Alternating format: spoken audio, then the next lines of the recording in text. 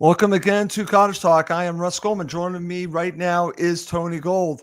This episode, we are going to look back at Fulham's 2-2 draw against Ipswich Town on Sunday. We have a lot to talk about in regards to this game, this match. And I did a full-time show with Max, and I was talking to Tony before we decided to go live yesterday. He's like, listen, there's so much to talk about in regards to this. We're going to have to do a full-on post-match show, and we're doing it now. And if you're watching live and you have some comments, please feel free to share your comments on it. And I do want to mention, if you are interested in more content from Cottage Talk, please do check out the Cottage Talk Patreon page. All right, my friend, let's not waste any time. Give me your opening thoughts on what you watched yesterday. Yeah, look, it was a disappointing result, Russ, at the end of the day. You know, we are expected to beat Ipswich, and they've taken 4 points off us this season.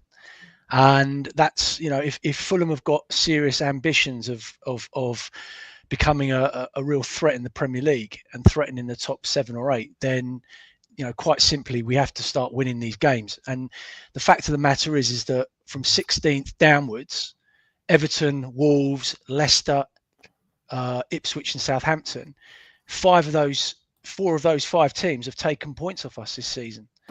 And, you know, that's, I just, Fulham have stagnated. And I think everyone's got very euphoric after the Chelsea victory, like it was because of the nature of the result and because it'd been so long since we'd beaten Chelsea there and everything else. But the truth of the matter is that we're drawing games.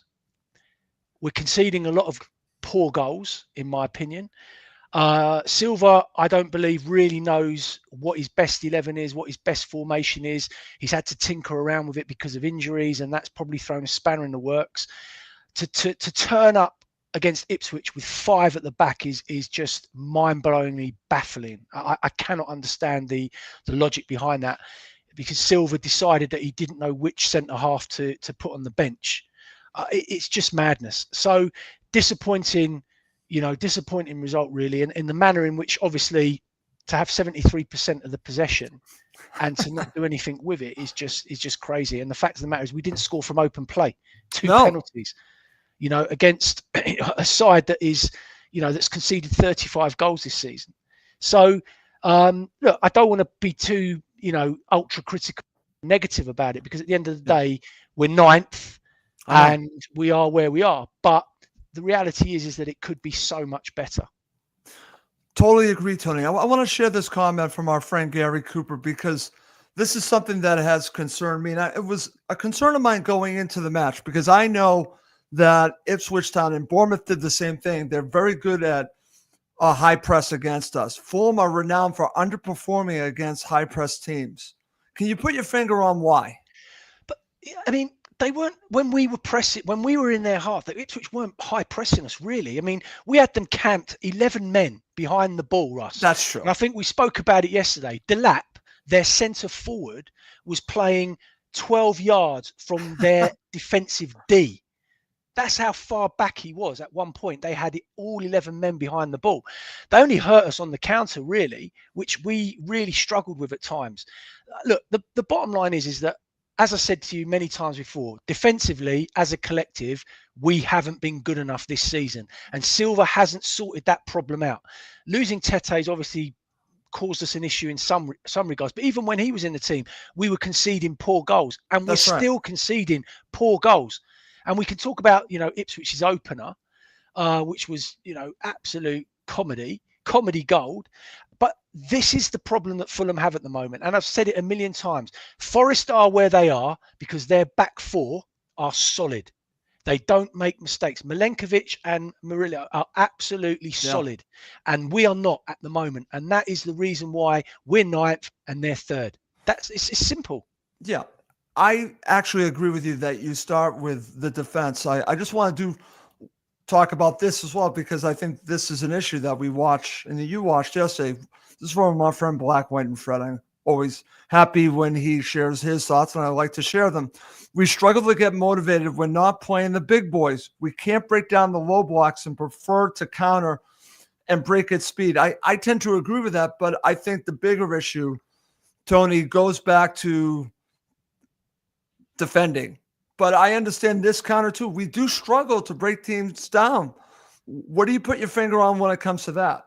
Russ, why are Premier League professional footballers struggling to get motivated against the lower or lesser sides?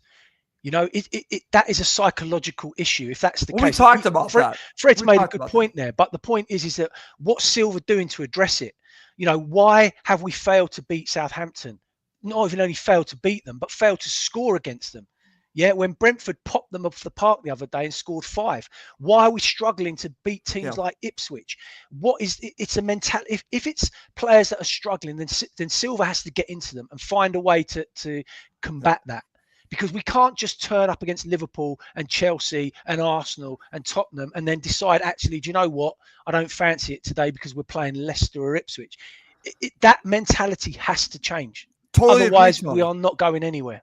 Totally agree. And I actually agree with our friend here. I think that there's something mentally going on. You've talked about it before, because why are they not able to beat teams like this?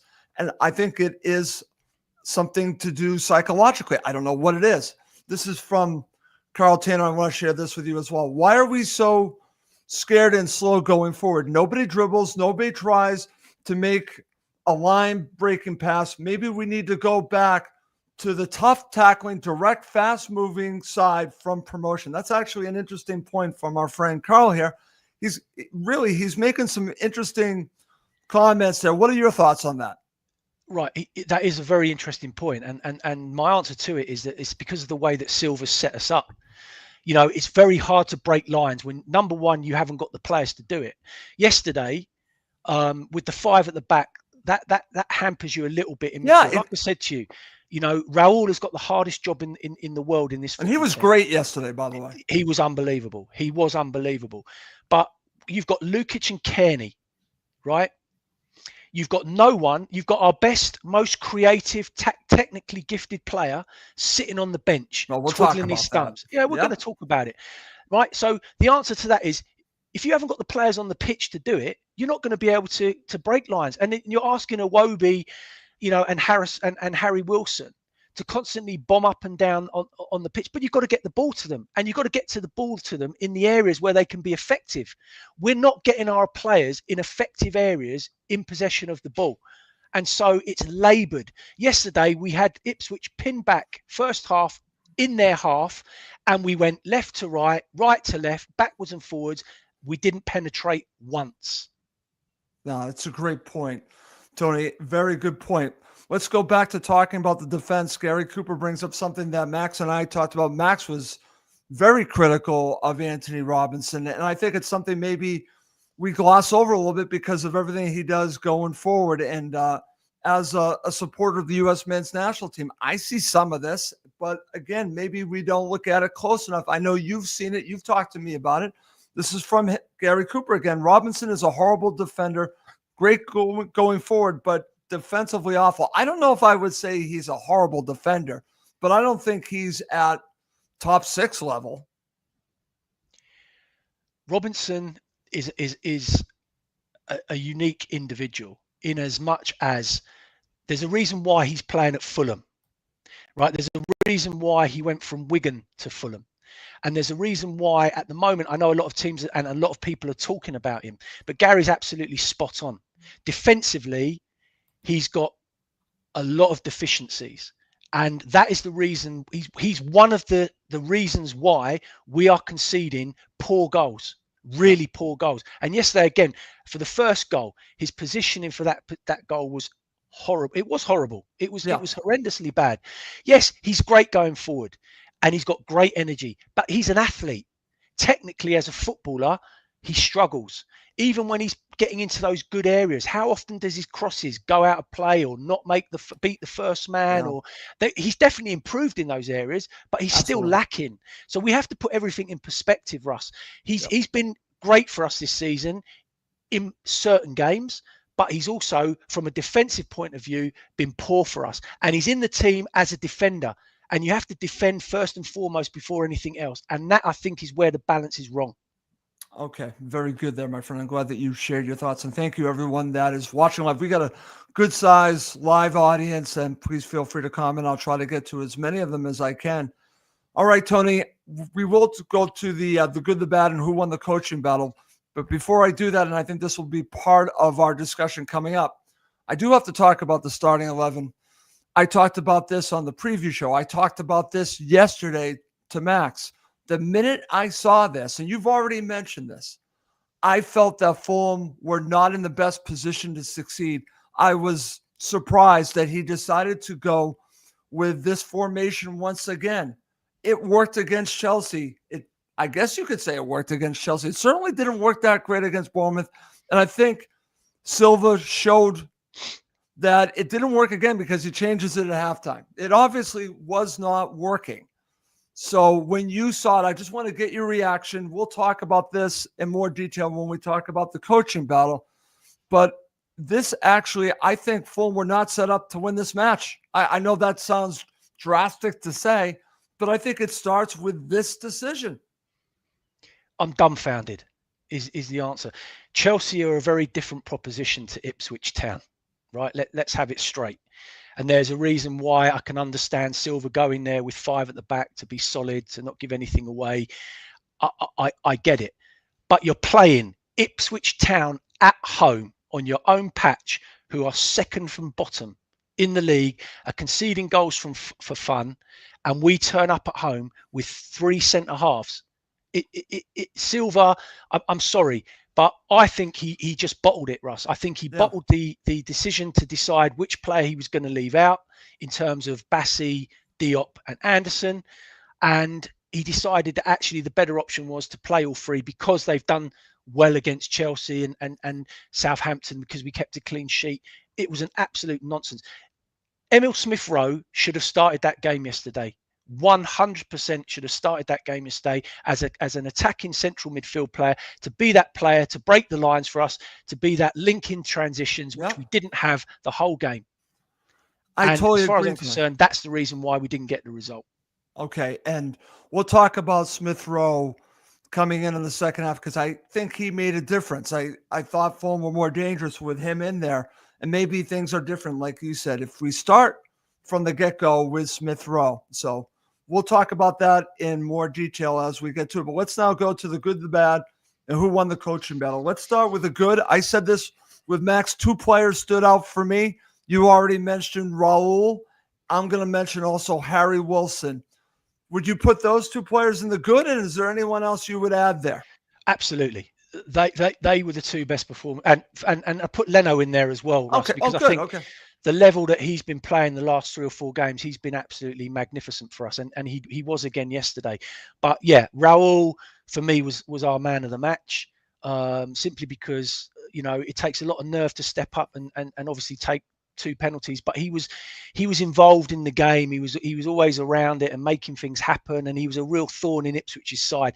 But I thought Harry Wilson as well was absolutely superb yesterday. His energy was excellent, his work ethic was good, he was a constant menace, made things happen, and yeah, he was chomping at the bit. And I wish that some of our players had the same energy and guile that he showed yesterday, because I think we would have got a different result. Okay. Anyone else that you would add besides Leno, or do you think that really just is it for this match? No, for this match, I think those 3, and I thought obviously when Smith-Rowe came on, he was good. He gave us what I think we were missing at times, and we'll come on to him and talk about him in more depth. Yep. But I think that out of that, for me, that was the good, and obviously at the end getting the point, really, because at one point it didn't look like we were going to get anything from the game. I'm glad that you mentioned that. It is still good to get a point, and I think that's a valuable thing that you just added, because obviously that's a good moment. Now we have to talk about the bad. I have to start here, Tony. I don't like doing a show talking about the ref. I hate it when we have to. I think we have to here, because it's a factor in what we watched. It's a factor in how this match played out. Tony, I've watched a lot of football over my time. You've watched a lot more than myself. this is up there as one of the worst reffing performances I can remember. What are your thoughts? Am I taking it too far? No, I'm with you, Russ. I don't like to point fingers at officials. I think they've got a difficult enough job as it is, but we have to call it as it is. But yesterday he was out of his depth at that level of football, completely and utterly out of his depth. He didn't know what was going on, didn't know what day it was. But to be honest with you, he's got VAR there to help him and support him. And where were they? What were they doing? Yeah. Were they having a day off as well? Were they watching a completely different game?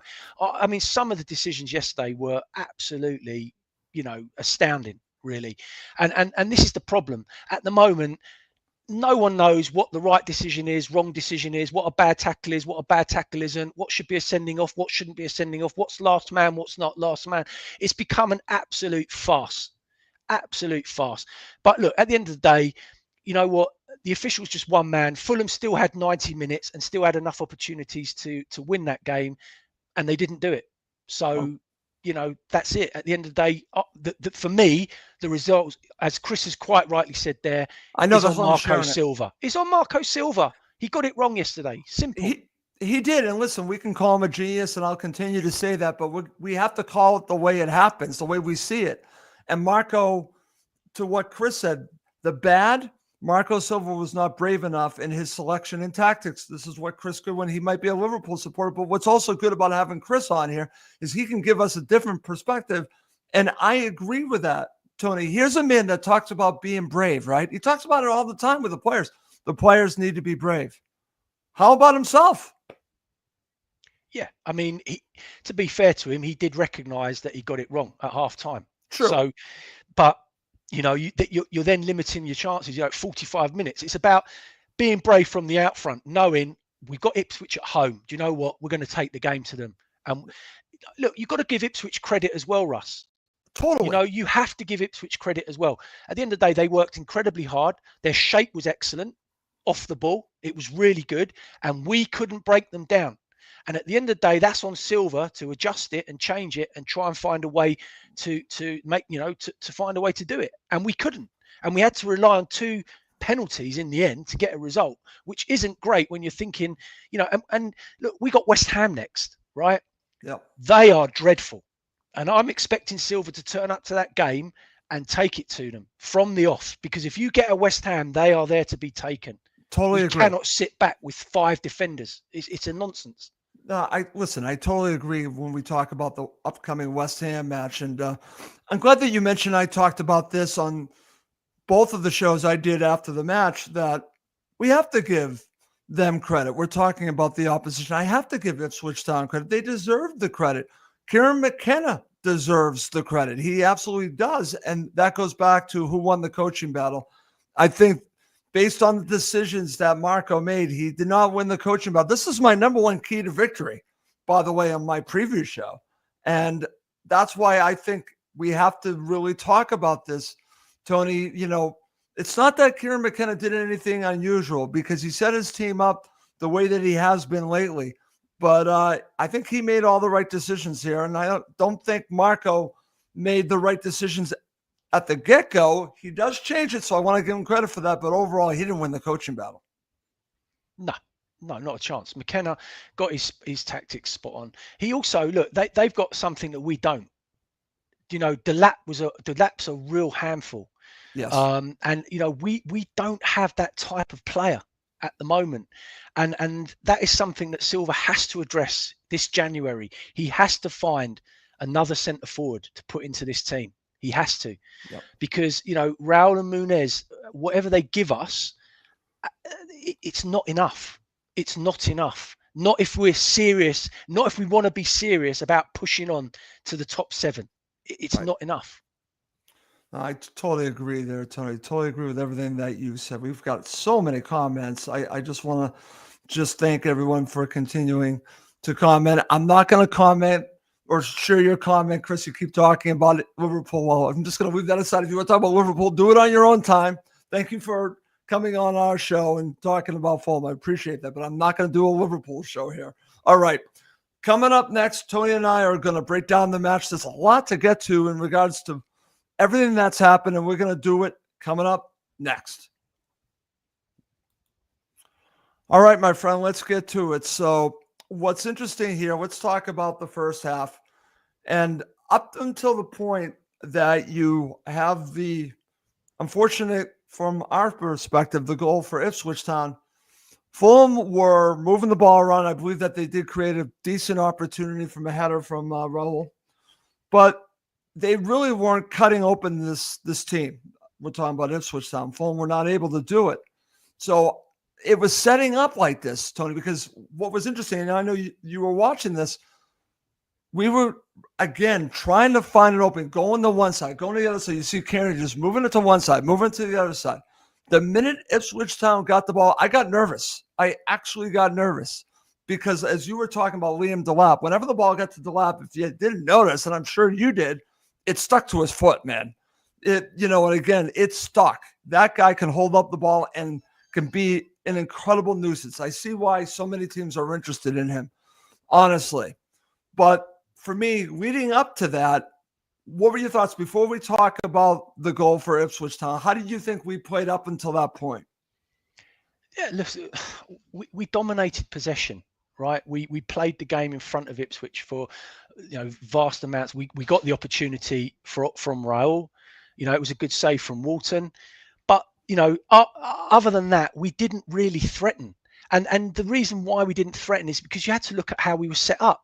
Lukic and Kearney are not going to be those runners for you to break lines, to break into those midfield areas, to be the link, to get Raul into the game, because then you're basically asking Iwobi and Wilson to go wide and put balls into the box. Who's in there?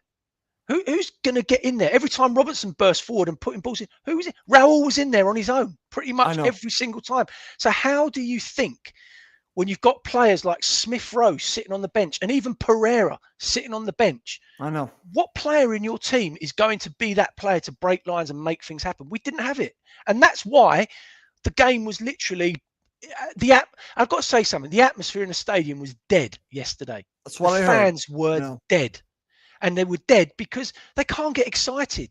Going near left to right, right to left, left to right, with Ipswich 11 men behind the ball. It was so boring, Russ. But it's on Fulham to try and unlock the gate, and we couldn't do it because we didn't have the players on the pitch to do it. Well, again, it goes back to selection and the decisions of the manager setting your team up to succeed. I'm just going to share a couple of comments. I agree with this. You talked about this in length. It's so simple and apparent to anyone that supports Fulham that we need a 15 to 20 goal a season forward. Come on, you whites. I would agree with that. I also want to share this for my friend Kamal. I've been talking to him a little bit and messaging with him. I want to get your thoughts on this about the match just in general. He says Marco changed the team style at least 3 times, and he also was openly instructing ESR on the touchline during one of the late stoppages in play. Players must not rely solely dependent on Marco's instincts and allow themselves to take chances more often. What are your thoughts on that? Yeah, look, it's difficult to know because we don't know what Marco Silva is saying to the players. Obviously, once the players cross the white line, the emphasis is on them to go and perform and deliver.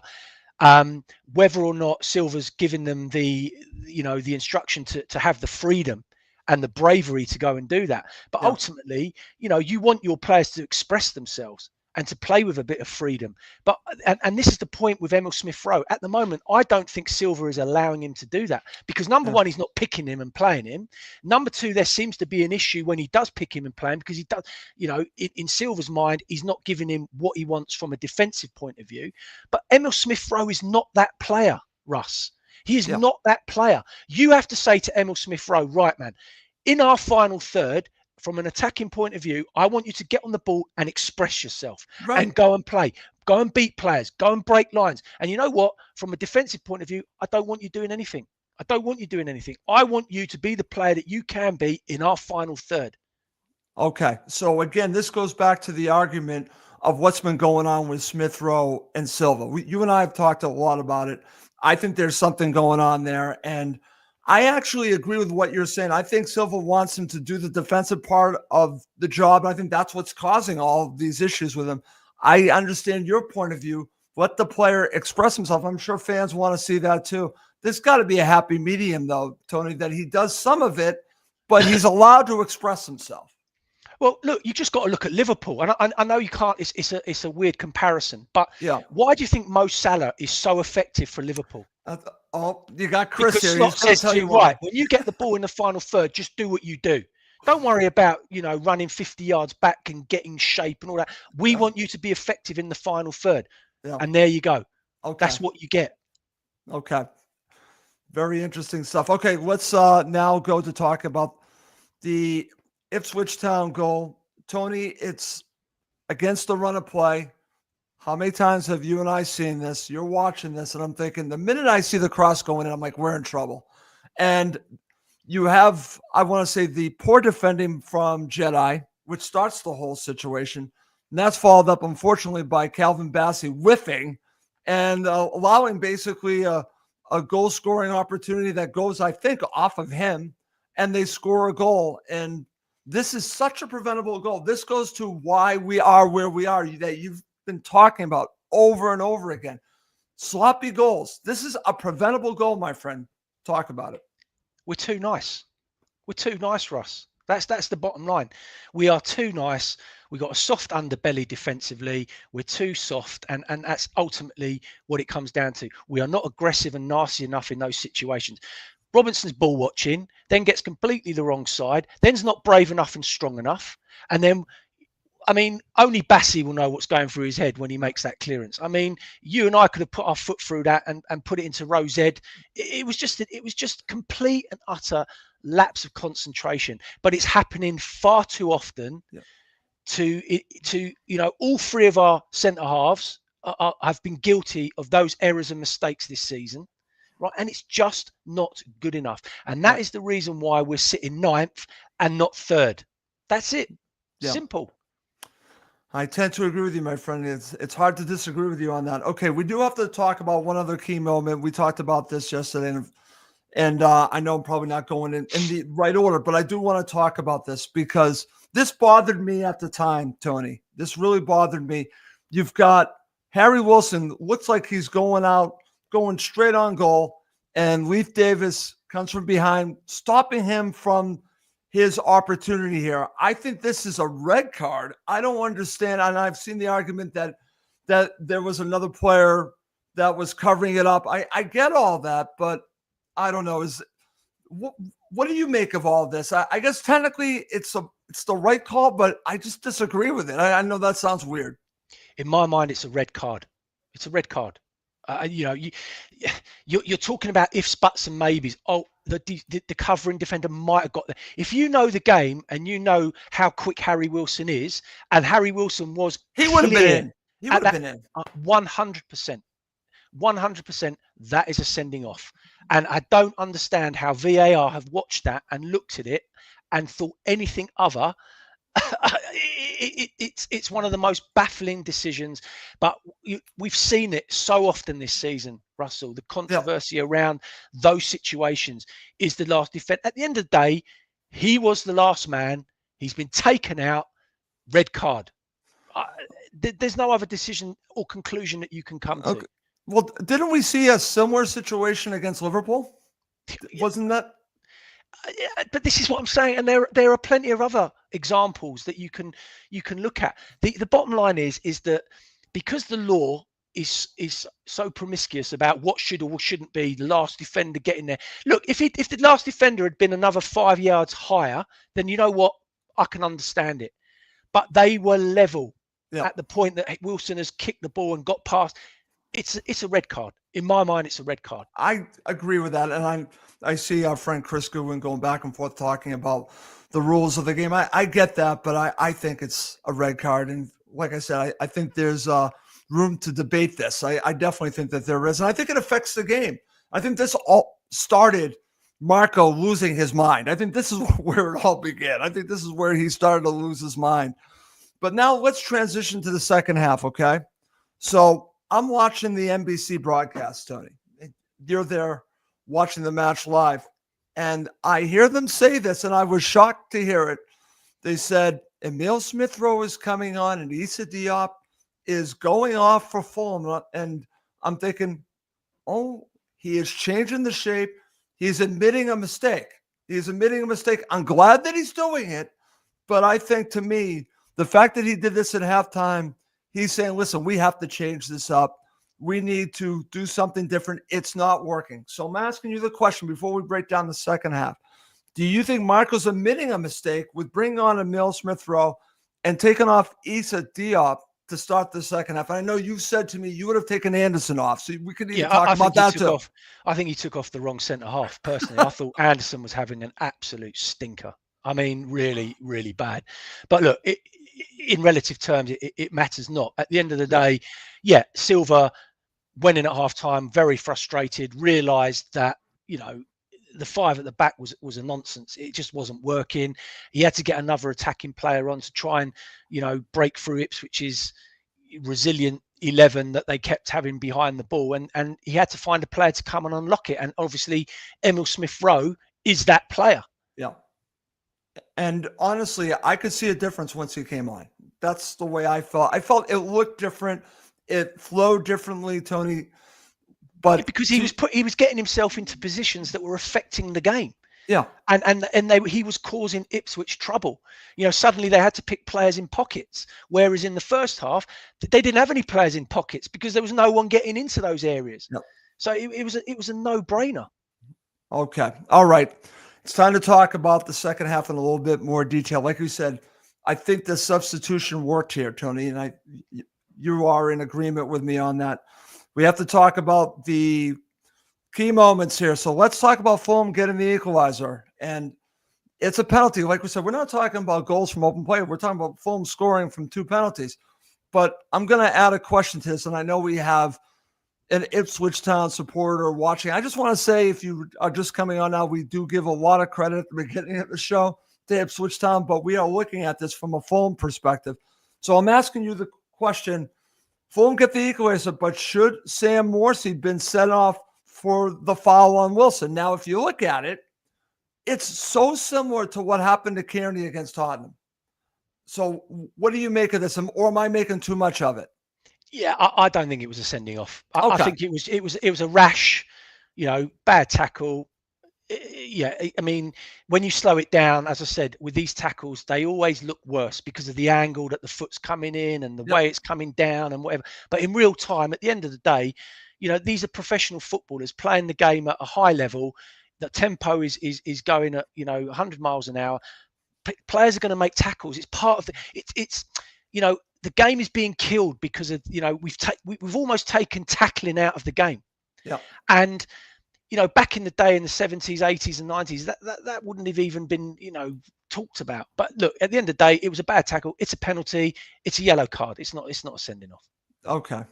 So Chris is asking me, what is my argument for a red card? It's that he goes to scrapes the back of his leg, similar to how Tom Kearney did that. And it was a red card against Fulham in the Tottenham match. That's what I'm going back and listen, Chris, that goes back to actually what happened with Pereira. You can make that argument too, that whole situation in the Liverpool match. So that's kind of where I'm going on that. I think it's something worth discussing if it was, but to what Tony said, Tony doesn't believe it was. So credit to you, my friend. Let's now talk about Ipswich Town.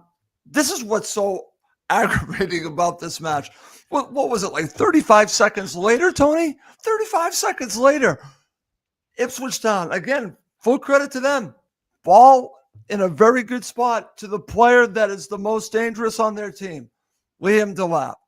And you have, now that I've watched it back a few times, I have a little different view on our player here, Timothy Castagna.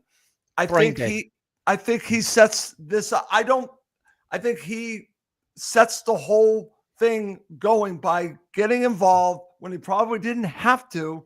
And then the lap goes down, like I've seen Mitro go down. Yes, I'm going there on that. He did force the penalty, but the Fulham player, now looking back at it a day later, was there for the taking. Is that the best way to look at this?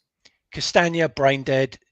The lap, you've got to give him kudos because he played the moment and it was as soft as hell. But at the end of the day, you've given him, the referee, a decision to make, and he's going to make. There's only one decision he's going to make at that point. Yeah. So yeah, Castagna, as I said, another poor defensive mistake. That's the Yeah. only thing you can say. Kudos to Delap for making the most of it, because Yeah. any centre forward in that position would have done the same. The referees, bought it. He sold it. He's Oh, bought he it, sold and it. and and Yeah. and it's a penalty. Very Okay. soft. It's very soft, but it's a penalty. Yeah. And listen, like I said, I want to give a shout out to our friend here who's an Ipswich Town supporter. I'm going to share these comments. Ipswich fan here. His name's Tom Bradford. He says, probably could have been a red on another day, talking about a different situation. All three pens were penalties, though. Thought it was quite an even game, actually. Tom, thank you for watching. Really appreciate your comments there. Okay, my friend, let's now get to the end where we have the situation for Fulham getting another penalty. But here's an interesting part of this, because we're dealing with Leif Davis, right? This is the thing that I'm just asking the question, right? I think it's a penalty. Tom, even as a Ipswich Town supporter, agrees with me. But here's the thing. How's that not a yellow card on Leif Davis? Can someone explain that to me, Tony? Again, no is the answer. But No? do you know what? Okay. It's the 91st minute. I think the referees probably thought, do you know what? I've given the penalty. It would have been harsh to give him a red card at that, another yellow card at that point. But look, if that was anywhere else on the pitch, Russ, Yeah. it's a foul and a yellow card, right? Right. That's my point. It's a foul and a yellow card. So again, look, Christmas has come early for Leif Davis this year, and he's had an absolute, touch in that regard. But look, at the end of the day, the ref's given the penalty. We've scored from it, so you know what, whatever. Okay, very good. All right, we are going to wrap up this show, and I've really enjoyed doing it. We're still going to talk a little bit more. If you're watching live, feel free to share more thoughts. But I thought we could really talk about, before we look forward to the matches coming up tonight, I think we can do 5 or 10 minutes on that. Let's talk about man of the match. I gave it to Harry Wilson based on how hard he worked, but I think it's very easy to give it to Raul. I think it's hard not to really separate the two, but if I had to pick, I would pick Harry Wilson. I think you've already picked Raul, but a shout out as well to Leno. Your thoughts? It's definitely Raul in your mind. Yeah, for me, Raul. But like you said, Harry Wilson, easily could have got man of the match yesterday, and probably, in a lot of fans' minds would have. But just from the fact that it takes, as I say, a lot of mental strength to come up and take 2 penalties, and also that second penalty was quite crucial, because that's the difference between us getting a point and not getting a point, and to be able to have the guts to step up and do that. But I just thought his all-round performance, Russ, as I said, playing up there on his own, not easy, was a constant handful, made things happen. But Harry Wilson was just as bright and lively, and could quite easily have got it as well. But I just felt, for me, from scoring both of those goals and for his all-round performance, he just about nudged it. Okay, I have to go back because we didn't touch on this, and this is on me. What did you make of the substitutions beyond the one at the half? Yeah, look, do you know what? I think that it was good to see Pereira and Smith Rowe on the pitch together. I think there is some legitimate moving forward. There's some legitimate reasons to maybe have them both playing at some point. I don't see why not.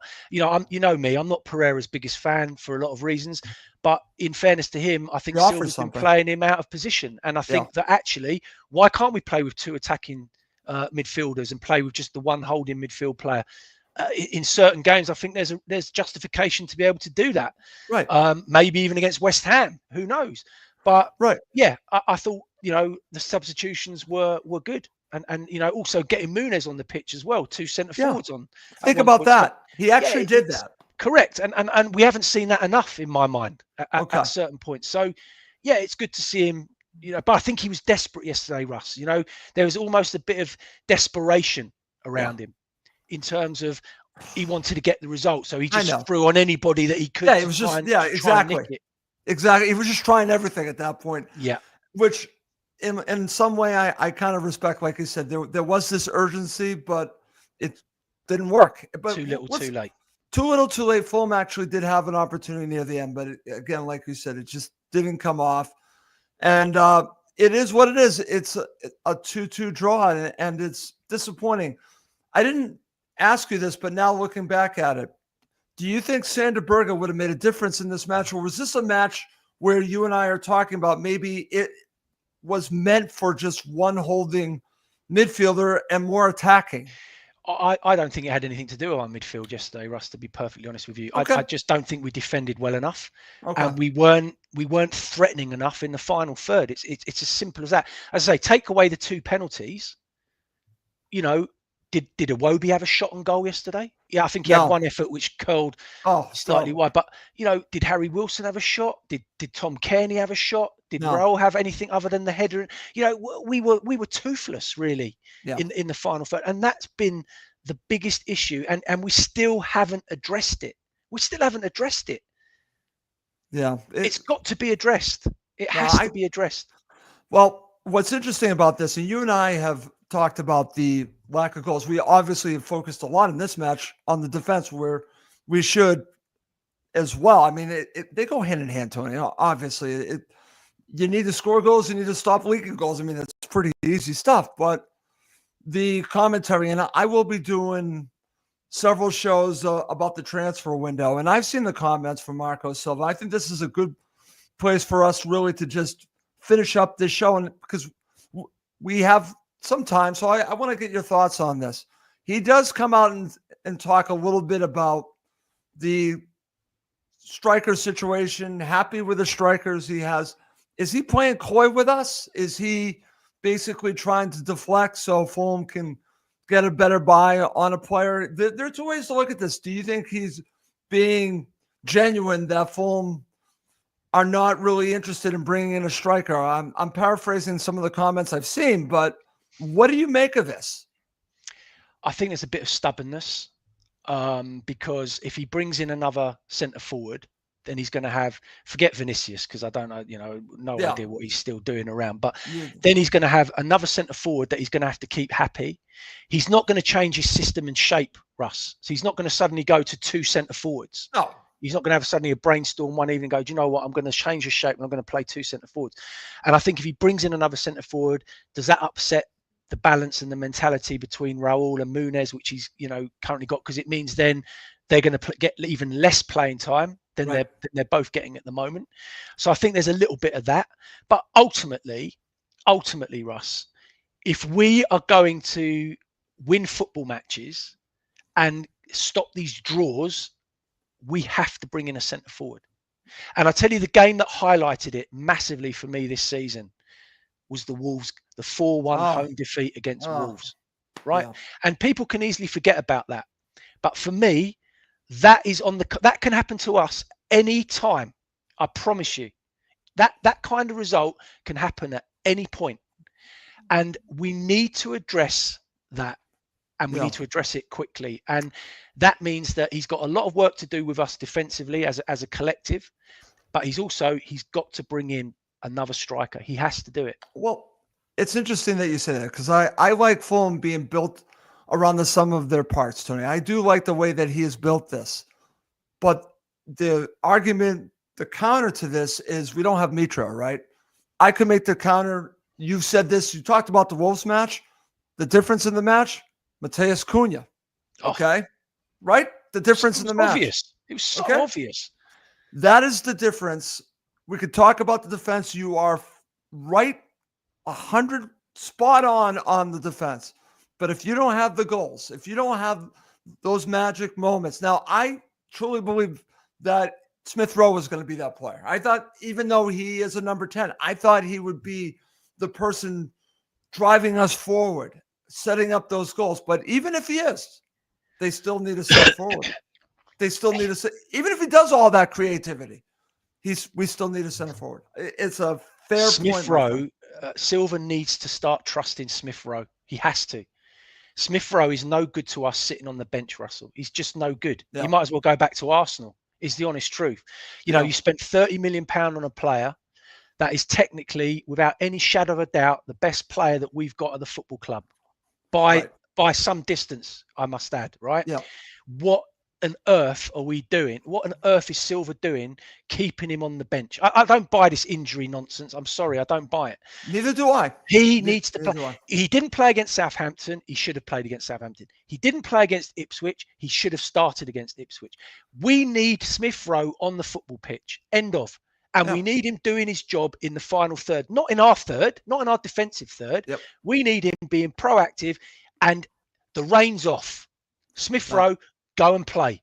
Go and do what you do. I totally agree with you on that. I want to just share it from our friend Coleman. Coleman, listen, I appreciate you saying this because this is something that I think is part of the story.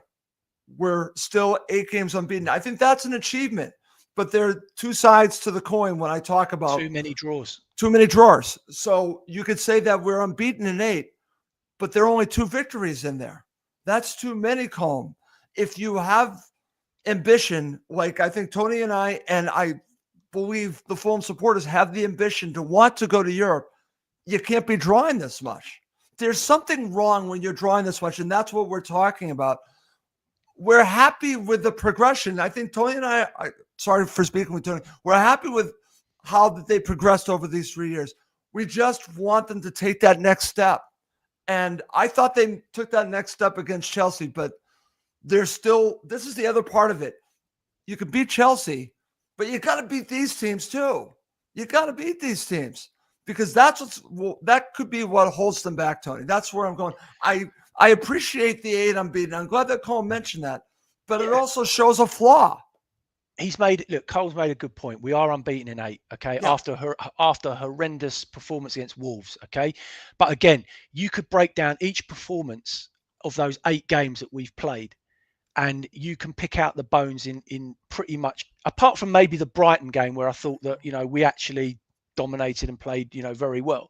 Yeah. And the Chelsea game where we've nicked it and whatever. But all the other games, you can pick out the bones and look at it and go, actually, we were quite lucky there and we were quite lucky here and you need a bit of luck. But ultimately, look, we have to start turning these draws into wins, Russ. Otherwise, we're going nowhere fast and we will end up finishing between 14th and 12th, and that's where we're going to end up. And that's where I can see us ending up. Yeah. We have to beat West Ham on Saturday. In my mind, they are dreadful. They are really, really poor. Well, and then we have to beat Leicester. And if we win those 2 games and get 6 points, then going into the Man U game, you know what?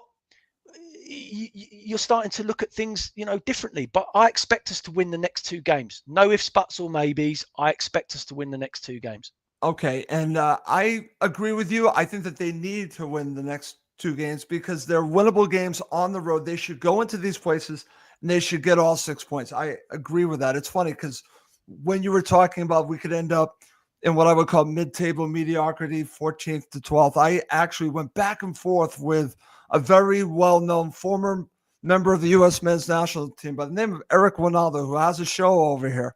And I heard him on the show, and I went at him. He said, Fulham will end 11th. And I said, no, Eric, they're going to end in Europe.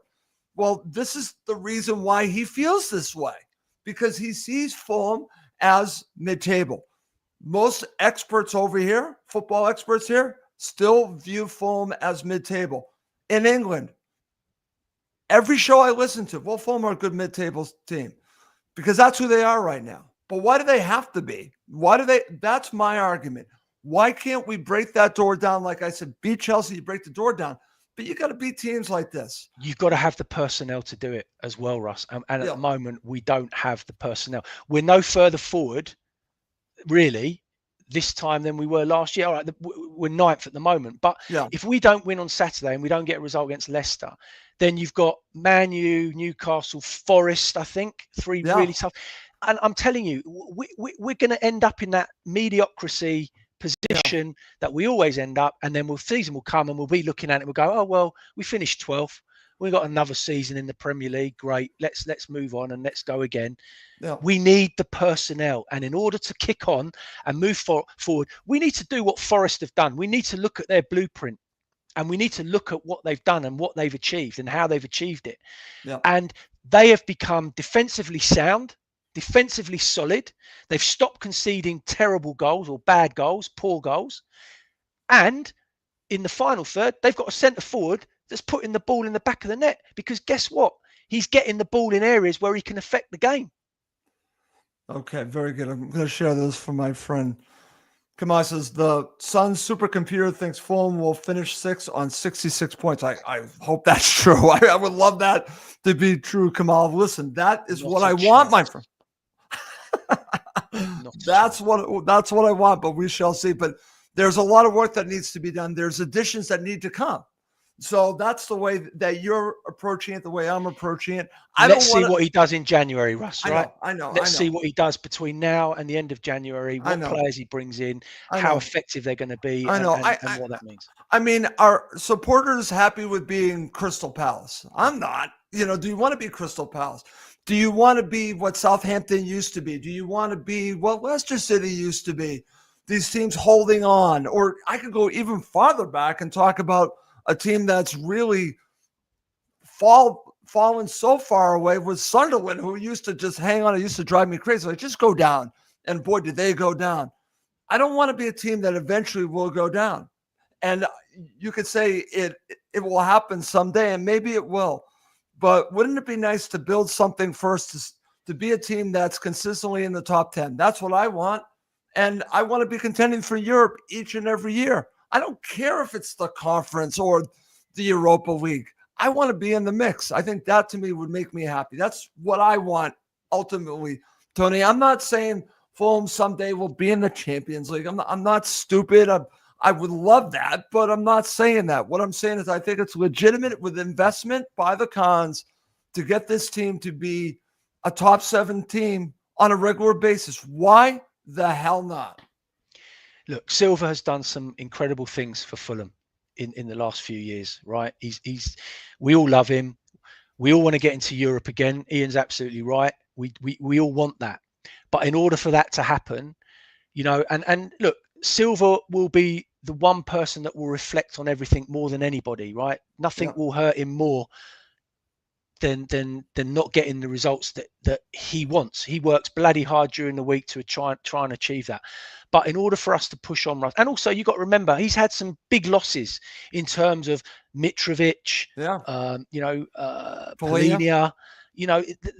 Losing those players can hurt teams. So to be honest with you, he's had to take those hard knocks and almost not rebuild, but change his thought process. Yeah. But in order for us to push on and to do what, for example, Forest are doing, Silva has to be brave. He has to take more risks. Yeah. He has to do it.